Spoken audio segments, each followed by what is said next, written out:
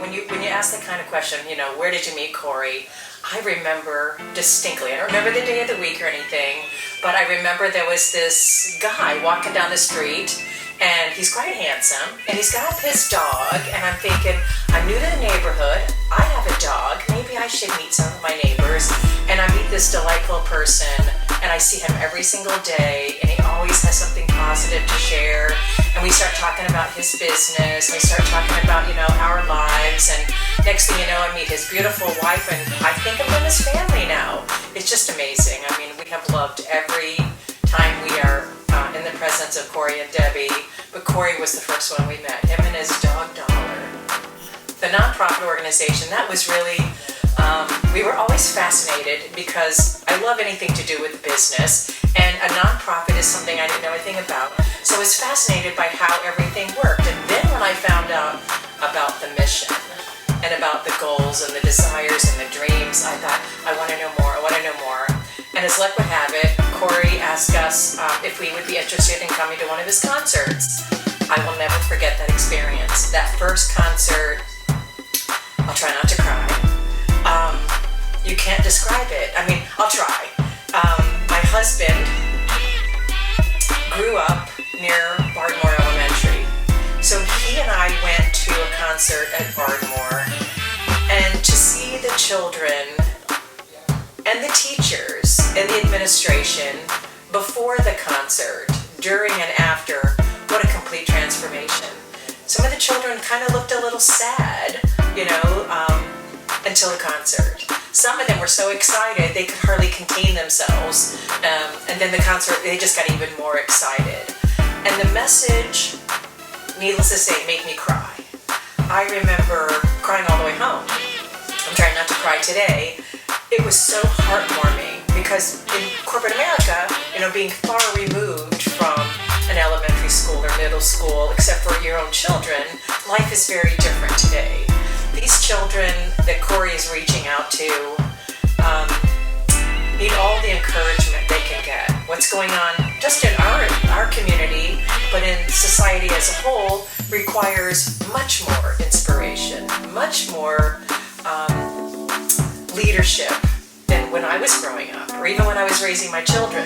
So when I think of my age group and what Corey is doing for the next generation, you can't help but say he should get all of our support, no matter what kind of support that is. Because when you think about our next generation, our kids are faced with more than anyone could possibly imagine.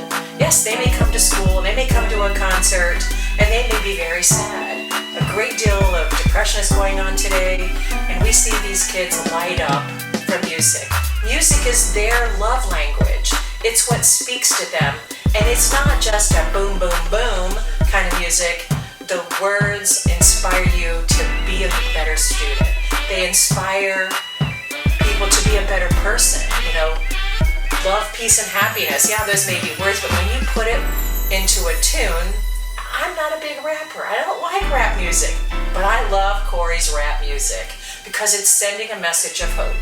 It sends a message of inspiration that says, no matter where I came from, no matter what I'm faced with today, I can make a difference. Corey has an amazing story about his own past.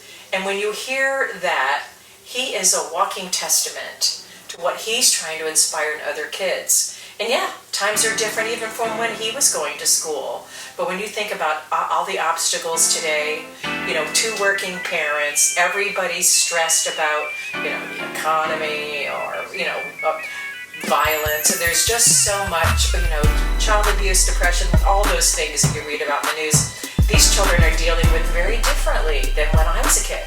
I think of me in my, 60s, and when I was growing up, we weren't faced with those sorts of things. Kids today are faced with those, even more so than even we can imagine. So when we went to the first concert at Bardmore Elementary, we cried tears of hope, tears of joy, tears of inspiration that Corey's making a difference. I love the thing, mad. Let's all get mad.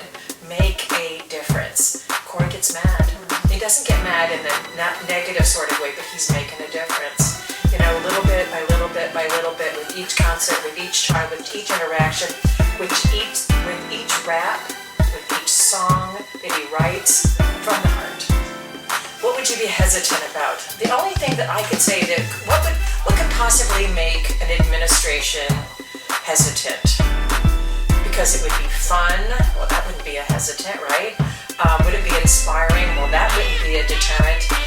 I think they would have to say, my children deserve this. Our next generation deserves a role model. And not only did I really, really love meeting Corey the first time, he looks the part. He's well built. He's muscular. He's got dreadlocks. He sings the most beautiful music to kids who are going to look to him as a role model who is giving a positive message. It's rap, but it's rap with a little bit of attitude, and not a bad attitude. It's the right attitude. It's the one he just recently wrote about school uniforms. I'm telling you what, here I was, in my house just a bebop and thinking, that's what we want our kids to hear. We want them to hear what's going on so that they get fed good stuff. There's enough negatives going on, but if they can get that music into the heart, into the soul, it could change their homework. It could change their attitude about school, or maybe about their teacher, maybe about hope for the future. I have the opportunity to be anything I want, because that's what Corey tells me. Corey continues to inspire me today, tomorrow, and forever into the future. It's really exciting to think what a difference it can make.